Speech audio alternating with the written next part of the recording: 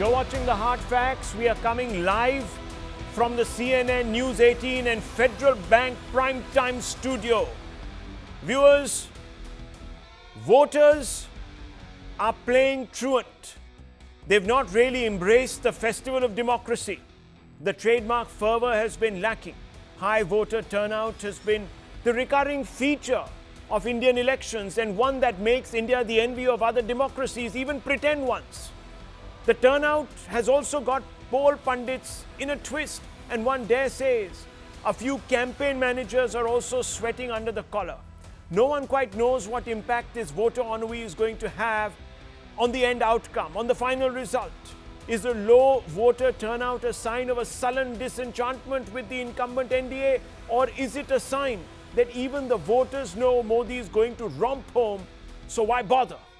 It is true that Modi's BJP has cruised to greater electoral heights since 2014, powered mainly by enthusiastic voters setting new turnout records. So it is only logical that a good turnout is viewed as a vote of affirmation for Modi and the BJP. Conversely, is the depressed enthusiasm for pressing the ballot button a sign that the BJP's message has failed to enthuse voters? The debate is raging, but one man has chosen to settle it. And usually when he speaks, it is from a place of informed assessment. So it's not a bad idea to pay close attention. The man, after all, is Amit Shah, the Chanakya of the BJP, who by all accounts has the finger on the voters' pulse, which has enabled him to deliver the throne of India to the BJP not once but twice. In an interview to Network 18, the BJP's vote machine has proclaimed that at the precise hour of 12:30 on June 4th, when the votes are being counted, the BJP under Modi will be declared the winner of a whopping 400 plus Lok Sabha seats. Listen. आप परिणाम के दिन देख लेना, 12:30 बजे के पहले NDA 400 पार कर जाएगी, मोदी जी फिर से प्रधानमंत्री होंगे।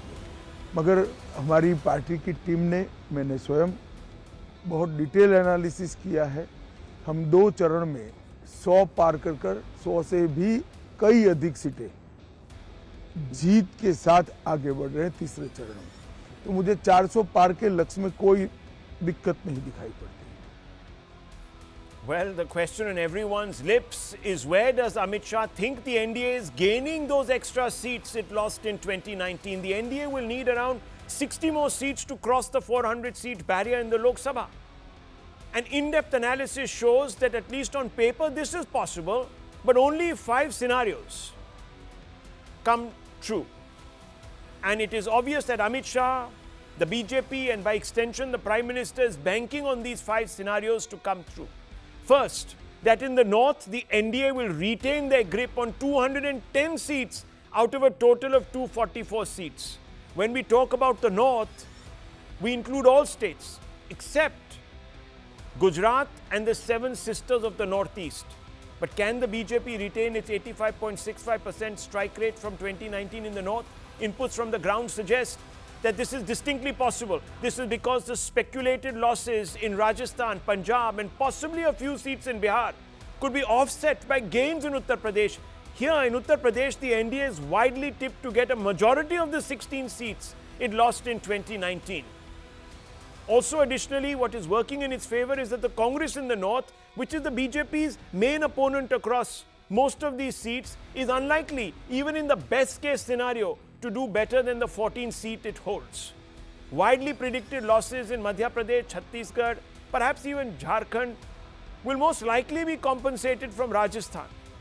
And of course, also working in the BJP's favor, another big plus is that in the north, even the non-Congress UPA parties, which now are part of the India bloc also, give or take, haven't put up much of a fight in 2019. In this election, they're expected to fare even worse. Apart from the National Conference, the AAP and possibly the JMM, 2 others, the SP and BSP, are looking extremely shaky.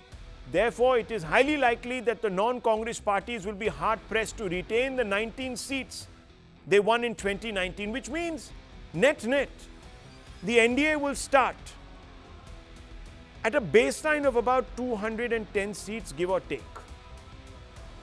Mostly you can say take, to be on the conservative side. If this is the case, then over the next regions and other phases, it could do very well. But we'll come to that. Let's open this up. Is the North standing with the BJP? That's the fundamental question.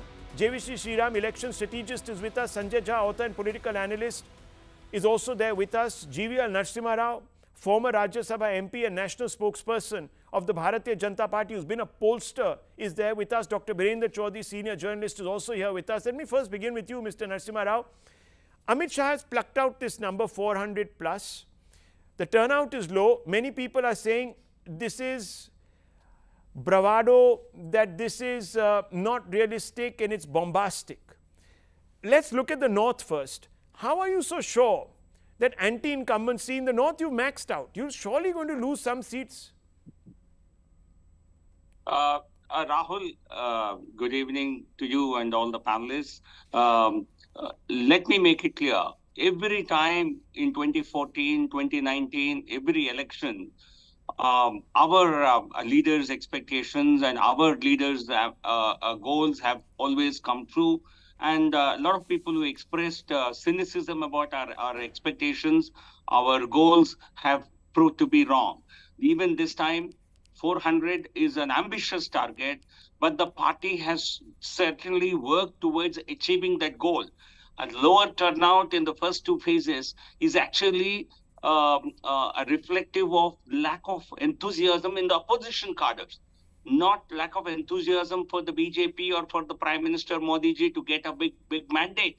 Even the opposition voters, even when you conducted these pre-election conclaves or pre-election discussions, it was evident. Even the opposition leaders openly acknowledge that Modi 3.0 is a reality.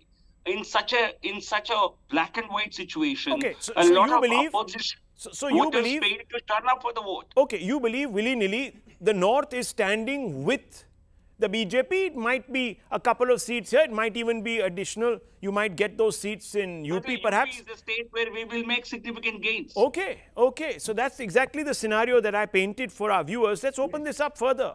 Dr. Chaudhary is there with us. JVC Sriram, Sanjay Jha. We are talking on a day when Rahul Gandhi is not even confident of retaining Amethi, defeating even Smriti Irani. Many people thought it was a flash in the pan election for her. I mean, look at, in contrast, Indira Gandhi lost in Raebareli, 1977, came back. Even though she had a second seat, Medak, she came back. And she won it back to tell everybody, I'm the enduring true blue. Here you yourself are writing that, look, what a message to send out. There's still 5 phases to go. The next phase is critical in the North. The BJP pretty much holds everything. It's dominant. This is the time when you should have contested both seats willy-nilly with either of the two Gandhis. They could have exchanged roles, whatever, I don't know. And here aap to maidan chhod ke bhag rahe. So obviously, Amit Shah is probably right. This is the signal that is going out. Sanjay Jha. Yeah, Rahul, in my personal view, of course, that's my personal view. I think both the Gandhis, Priyanka should have fought from Raebareli and Rahul from Amethi. That's my view. Yeah. This is an election where there is absolutely no tangible or a tactile factor that is coming into the play. Okay. Like in the last couple of elections, you had this hyper nationalism, national security, and Narendra Modi in 2019 was a dominating narrative.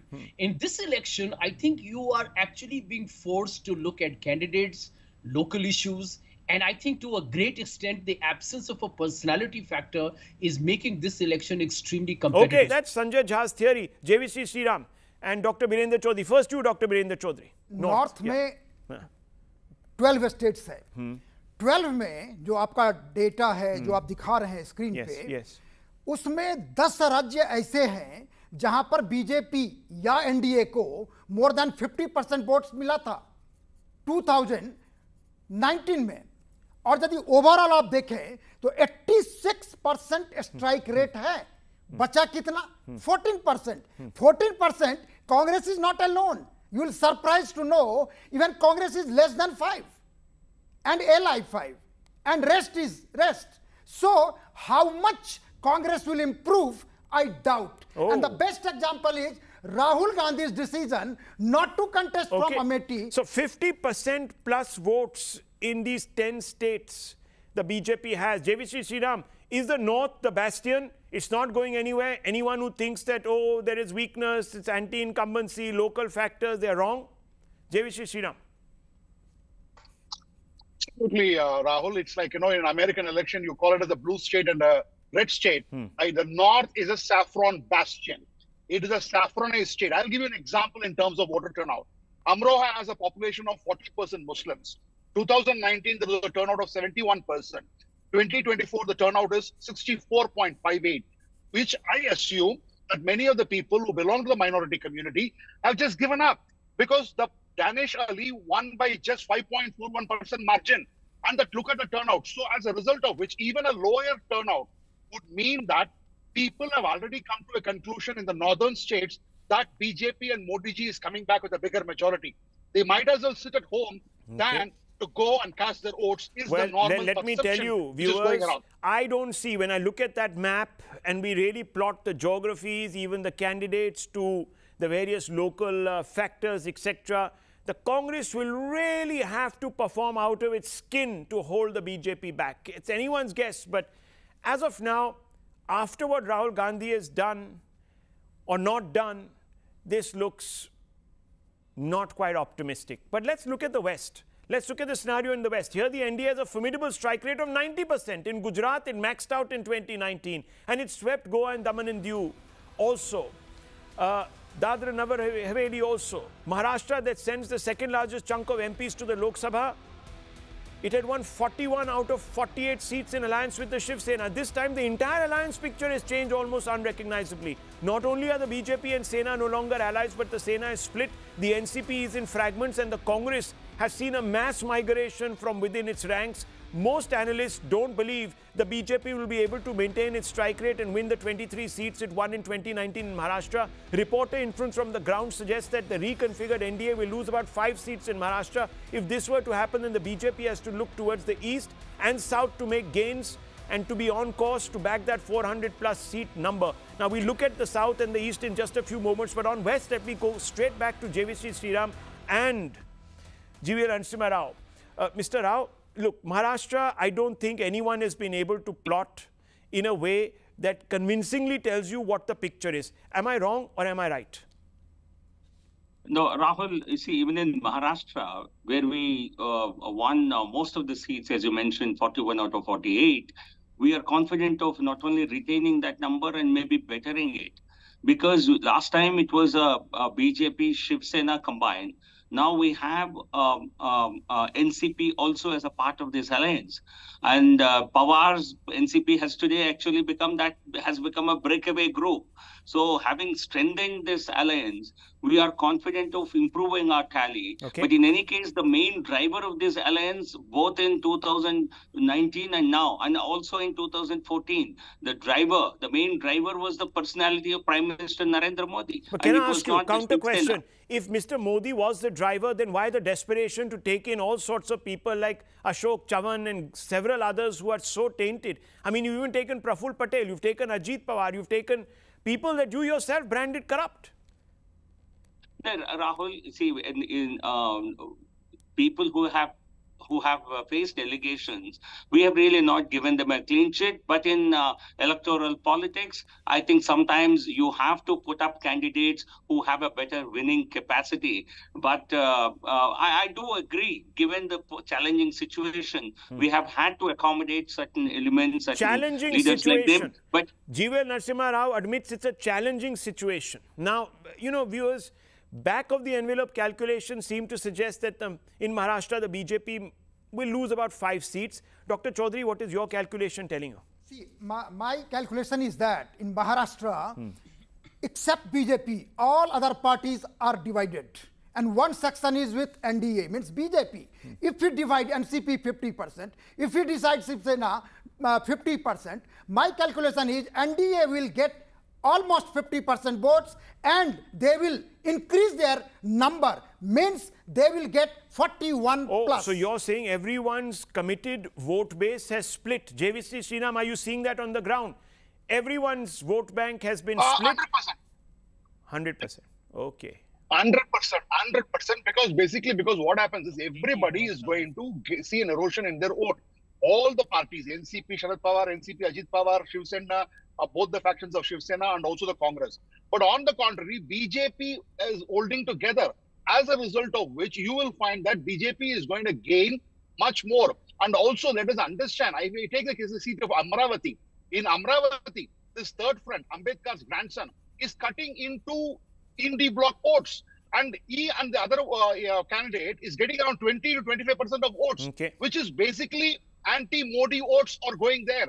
Opposition split. Too many vote cutters, Sanjay Jha. Too many vote cutters, and the fact that the Congress is so weak that people are fleeing en masse. It's not just the pull factor; it's also the push factor. People are leaving the Congress. They don't believe it's got a future there.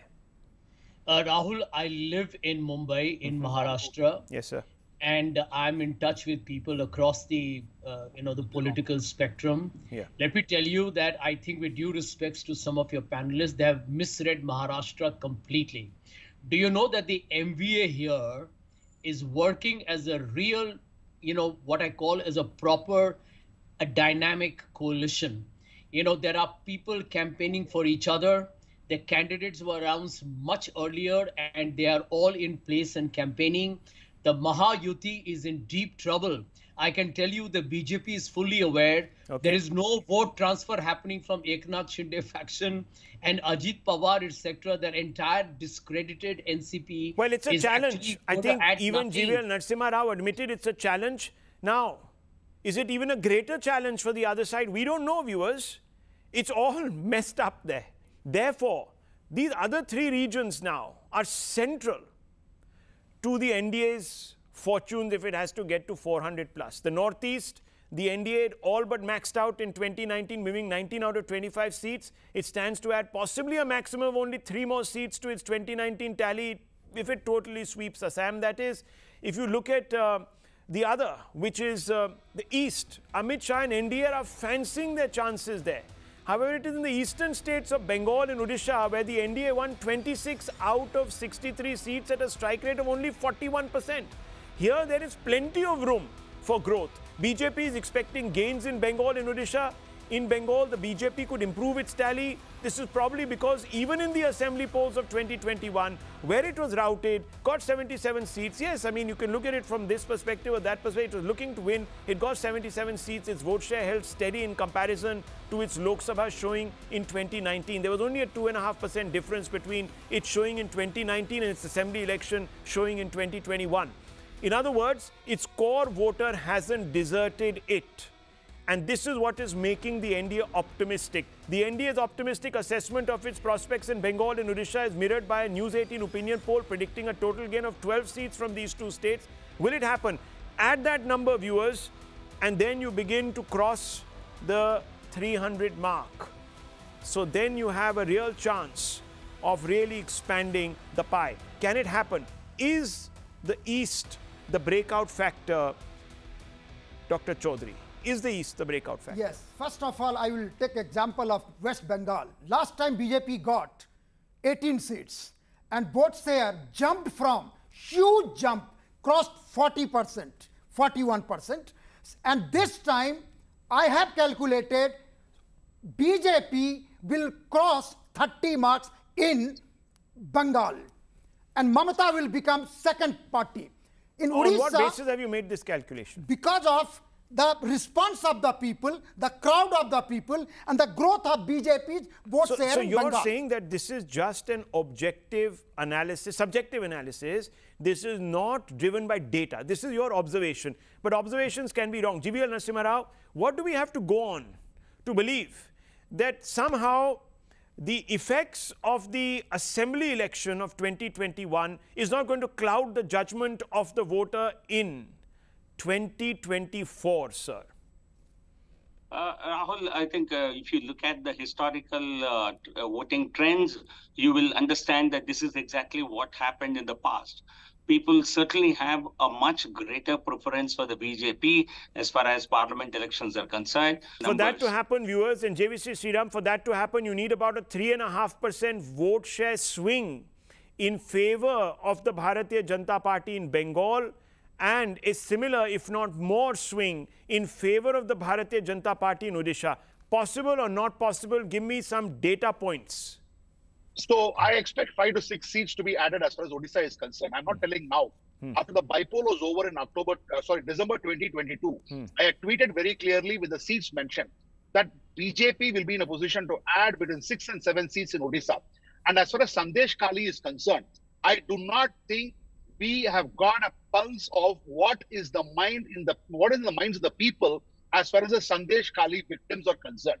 And mind you, there is a Sandesh Kali victim who herself is contesting for the MP seat. Yes. Bengal, we can expect anywhere between 24 and 26 seats on the upper side, and on the lower side, somewhere 22. So we are looking at 6 to 8 seats addition as far as BJP is concerned in West Bengal. Well, viewers, 3% vote share swing is required. Has Sandesh Kali and the campaign around the CA energized the voter enough? There have been significantly high turnout. It's not as if Bengal is withered away and is following the rest of the nation's trajectory on this, especially not the north. It's a real standout state. The northeast also seeing a lot of heavy polling. There in Assam, you could expect the BJP to perhaps gain a couple or 2 more seats. The Congress, I think, holds 3, Birendra Chaudhary there. So those seats might be actually up for grabs with the manner in which things have turned out. Even Mr. Gogoi there has changed his seat and contested from another one this time. So obviously there is a little bit of anxiety in Congress camps. But viewers, all told, if the NDA is to bag 400 plus seats, it must outperform itself in the south. In 2019, the NDA won 29 out of 132 seats across South India at a measly strike rate of just 22%. Again, there's plenty of room to improve here. If the News18 opinion poll proves accurate, expect NDA to gain 30 seats across the south. Sources in the BJP have revealed that in Karnataka, the NDA may end up with 20 seats out of 28 seats, 5 down from last time. But again, anecdotal, source-based information from the ground. It could be disproved. In Telangana, it will add to its tally. And in Andhra, its alliance with TDP and Pawan Kalyan's party will throw up unexpected results. The BJP is internally most excited about Tamil Nadu and Kerala, where it expects to pick up at least 5 seats out of the 69 on offer. Will it happen? JVC Sriram, GV Narasimha Rao, Sanjay Jha, all 3 of you. JVC Sriram first. Will it happen? Can it happen? Breakout area, Telangana, Tamil Nadu. Absolutely. Start with Telangana. I'm talking to you from Telangana. I'm on the roads of Telangana. I can tell you, BJP is comfortably winning 9 seats in Telangana. It can go up to 12, and that is the reason why you will find the Home Minister Amit Shah campaigning day after tomorrow, doing rally in northern Telangana. They have smelled blood in Telangana as far as Saffron Party is concerned, India. Okay, but Rahul, 60 I can see just from 3 or 4 states. These are the states which have to give us additional numbers. So the UP alone in the north can give us 15 seats extra. West Bengal, Odisha and the northeastern states can give us about 25 seats in extra, and another 25 from south.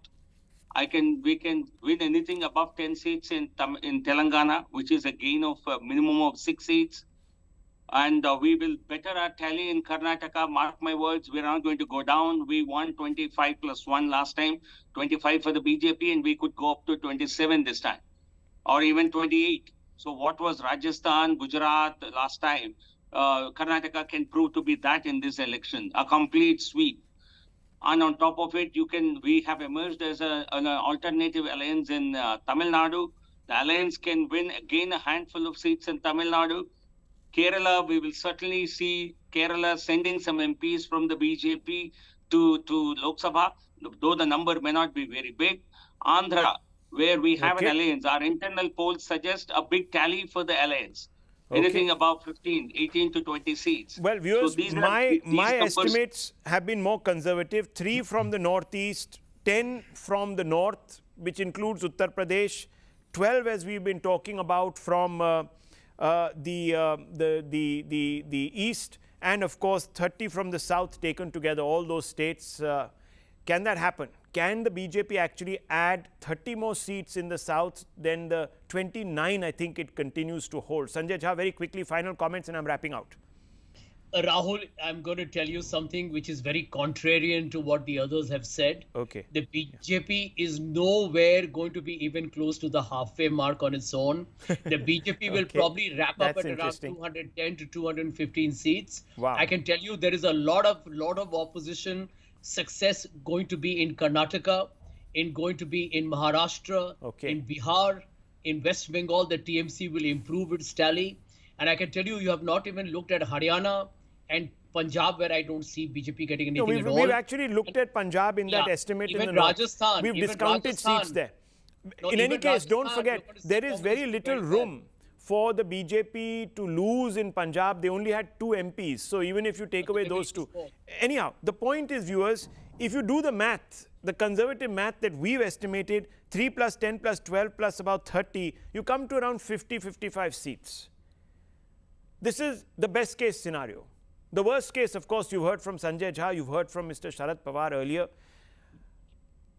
Well, viewers, it's going to be an interesting 5 phases. And Amit Shah's prediction is on test. I'll leave it at this.